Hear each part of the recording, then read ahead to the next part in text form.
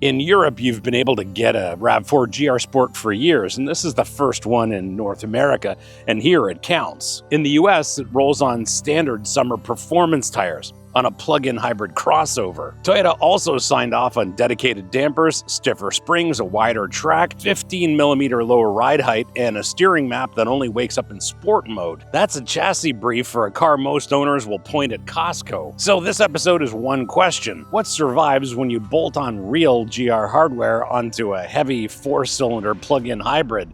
Toyota built the parts, but physics gets a vote.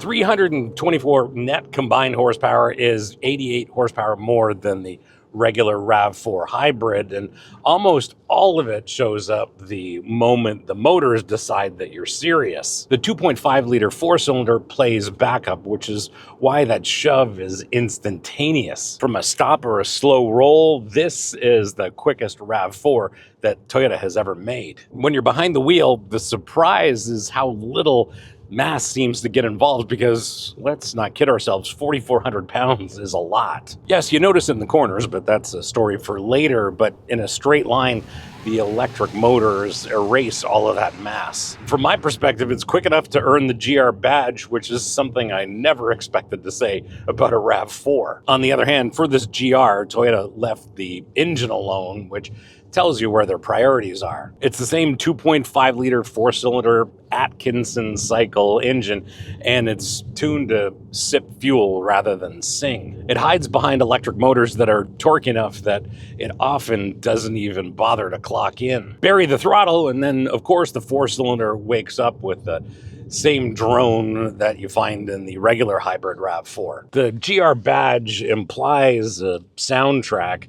This one shows up with a bigger mute button. This plug-in runs the same eCVT as every other RAV4 hybrid, and there are no stepped gears here. The GR's contribution are these shift paddles, which promises shifts for a transmission that has none to give. Pull a paddle in sport mode and the software stages a little dinner theater for your fingertips. The revs change and the gearbox plays along. Ask for a downshift on corner entry or even mid-corner, and it obliges about half the time. The rest of the time, it holds a ratio it's already decided as appropriate and otherwise ignores you. You could say that this simulated gearbox is a little bit of theater, but what isn't theater is what the transmission does when you leave it alone. In sport mode, through the corners, it'll actually hold a ratio instead of hunting for a taller one, and that lets you adjust the attitude of this GR Sport just with the throttle alone. And the powertrain is so well sorted that the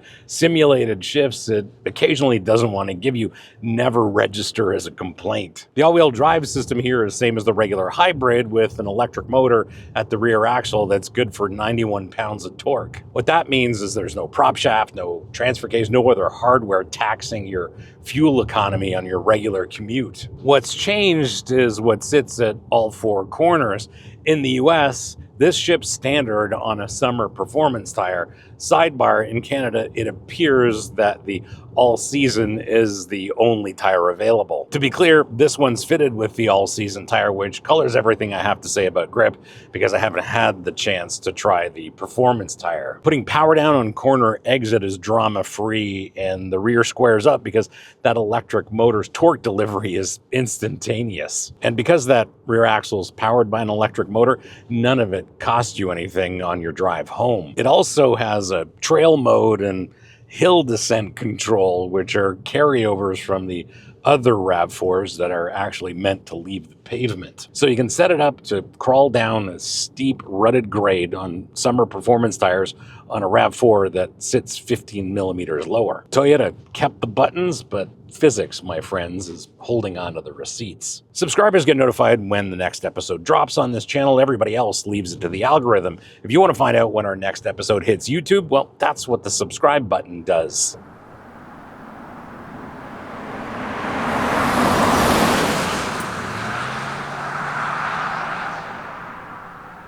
Turn-in response is quick, and it's the quickest of any RAV4, partly due to the low-profile 20-inch rubber. The rack is accurate, strong on center, track straight, zero babysitting. What it doesn't do is talk to you. There's nearly zero communication coming up the steering column and through the steering wheel. It's the same electric steering story across the industry, with artificial weight standing in for feedback. They say for this GR that sport mode wakes up an exclusive steering map, which I haven't felt. If I go from normal to sport, I don't feel any difference in the steering. Could be me, but I don't think so. It could be this pre-production car. So I'm not going to hang my hat on my impressions of the steering system for steering calibration that might not be representative of what's actually in production cars. Brake-by-wire is here like all RAV4 hybrids, and this is one of the best brake pedals in the segment. The pedal's firm, it's easy to modulate, it's consistent,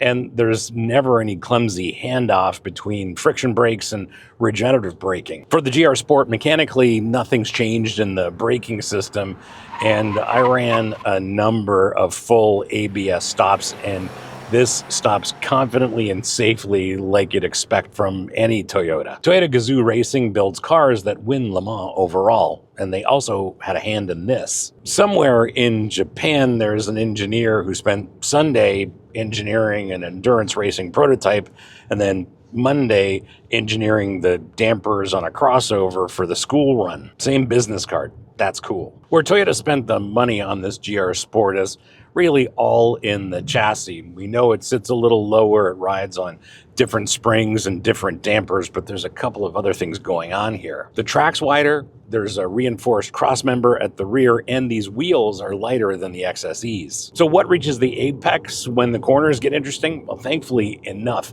this has the best body control of any RAV4 I've driven. It corners flat, it's generally unbothered by mid-corner bumps, but understand what you're feeling before you give credit to the springs and dampers. A lot of that composure is the posture control system nipping at the inside rear brake to help this corner flatter. Now, if I remember correctly, it's a trick that started with Mazda with their kinematic posture control, which is one of the reasons why the ND2 and ND3 Miatas corner so well. So when it stays composed and corners flat, it's the software doing the work, even though some people like to give the springs and the dampers the credit. It stays composed on corner entry, but it would rather you trust the systems and carry pace instead of trying to rotate it and having it scrub speed. And the understeer that a lot of reviewers complain about belongs to the driver, not the GR Sport. Sure, it will push when you get greedy and clumsy,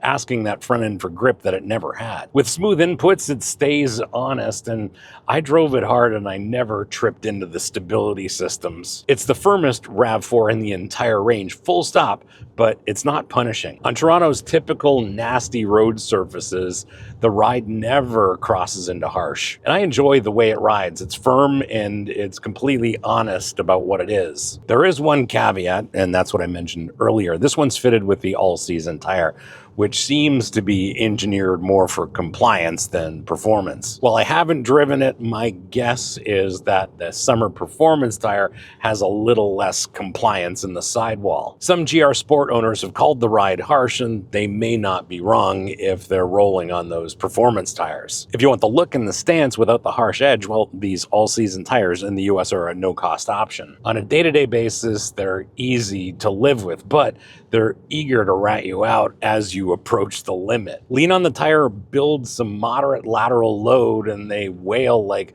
Whitney Houston in a wedding montage. If you'd like to support the channel beyond just watching, the link to the merch store is here, and your support there means more time for us to produce episodes like this and a little less time worrying about industry access. No pressure, just an option.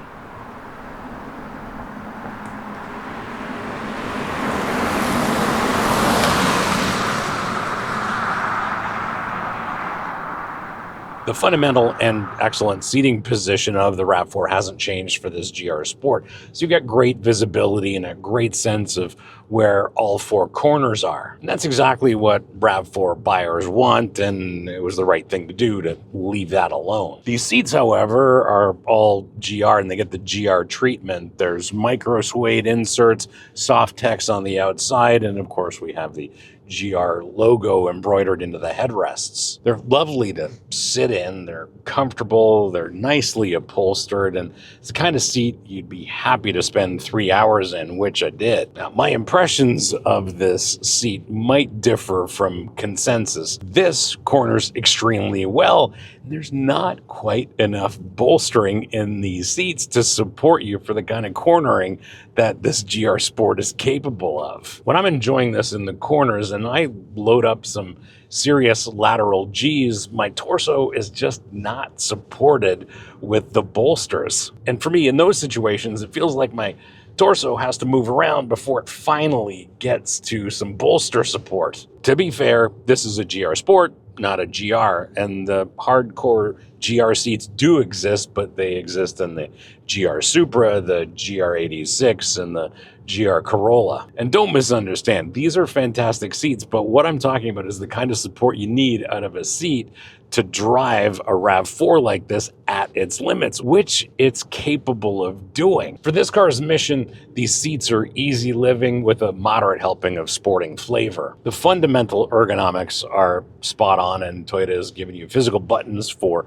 temperature controls and a real volume knob. It's the same kind of ergonomic philosophy that makes every RAV4 easy to live with. Here we've got some aluminum pedals and of course the all-important drive mode selector, which gets us to sport mode. Sport mode sharpens throttle response, and then for the transmission, it holds ratios more appropriately for those occasions when the corners get interesting. Like the other plug-ins, there is no mode here to charge the traction battery while in motion. That's something I would like, and I think a lot of owners would like for this RAV4. Toyota doesn't offer it, and I'm not quite sure what the answer is. First and second level ergonomics are logical, and you don't have to drill down into the menus in this Arene system to adjust the basics. Here from the driver's seat, everything looks and feels appropriate, feels durable, looks great, and fit and finish is exactly what you'd expect from Toyota. Practicality is a high point, and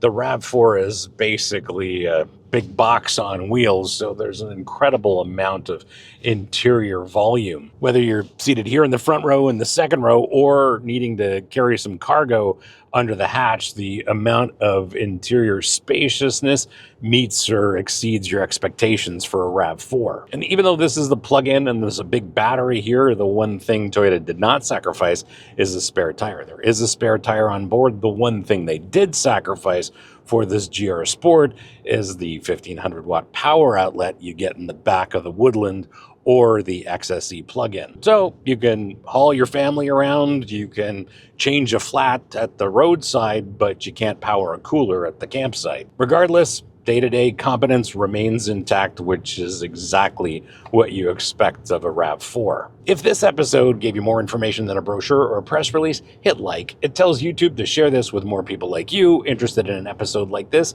Takes just a second.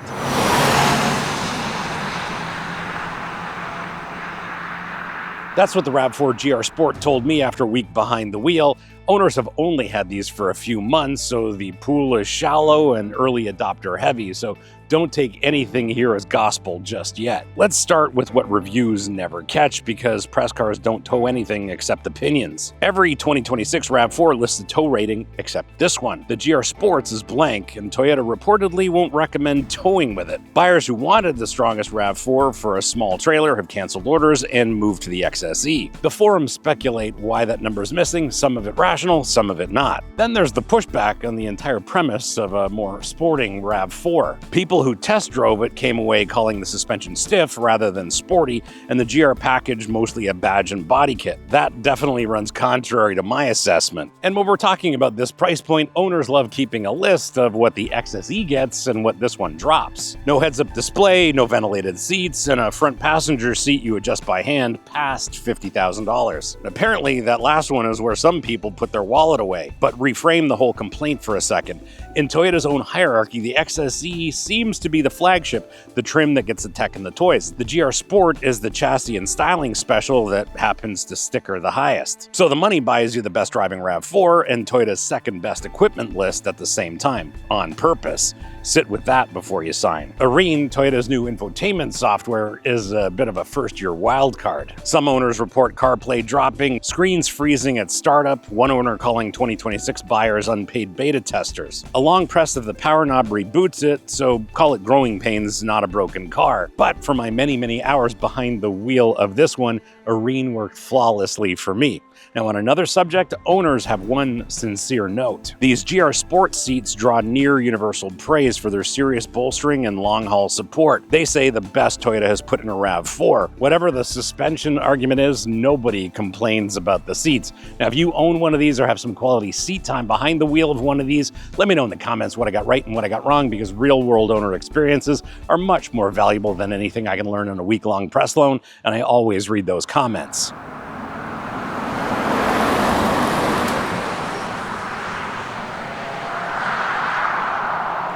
Back to the original question, what survives when you bolt on real GR hardware onto a heavy plug-in hybrid? Turns out, most of it, up to a point, and now that I've driven it, I can tell you where that point is. The dampers, the wider track, the lighter wheels, they show up. This turns in quicker and corners flatter than any RAV4 ever, and the body control is the best in the entire range. What the hardware can't rewrite is the mass and the mission. The balance is tuned to stay planted rather than rotate, and the steering doesn't talk back. Undoubtedly, this GR Sport clears its own bar, but then it meets a ceiling that it was always going to meet. So who is this for? Well, certainly not the majority of RAV4 buyers, and they sort themselves out pretty quickly. The XLE buyer already made peace with sensible. Woodland money is being spent for that inevitable dirt road, and the nightly garage charger was never thinking about cornering anyway. What's left is the buyer who's always wished Toyota built the RAV4 with a little more edge. Someone willing to trade a few luxuries for a chassis that finally seems interested in the road. That's a small audience, but to their credit, Toyota built this anyway. There is one buyer to warn off. Anyone walking in expecting a tall GR Corolla is going to be disappointed. The shifts are simulated, the balance is polite, and the edge is measured. Expect GR Corolla intensity, and you'll spend $51,000 to feel let down. If you want to buy a RAV4 that feels more engaging and interested in the corners, this is exactly that. Toyota did the work and it showed. The lower suspension, the stiffer springs, the stiffer dampers, and the wider stance, it just all adds up here with this GR Sport. And what all of that really adds up to is a RAV4 that changes direction like it means it, but it's still heavy. Putting all of this GR hardware on a RAV4 plug-in means that this has a ceiling, and as a crossover, it meets that ceiling without really exceeding it. It is hands down the best driving RAV4, but it's the only expensive one that you can't fast charge. You're paying flagship money and you get a 7 kilowatt charger, but with the slightly less expensive XSE, you get a fast charger. If you want the better driving experience, get this. If you need to fast charge on the road, well, get the XSE and use the money you save on a set of winter wheels and tires. Picture the driver who wanted a hot hatch, then had a second kid, then calculated child seat dimensions against door width, and then lost. Consider this the consolation prize that still fits the stroller, and at least it has the right badge, so you never have to worry about finding some minivan energy. That's the RAV4 GR Sport. Subscribe if you want to see more episodes like this. Don't if you don't. Comments are open if you disagree. And if you'd like to help fund more of these, the link to the merch store is here. See you on the next one.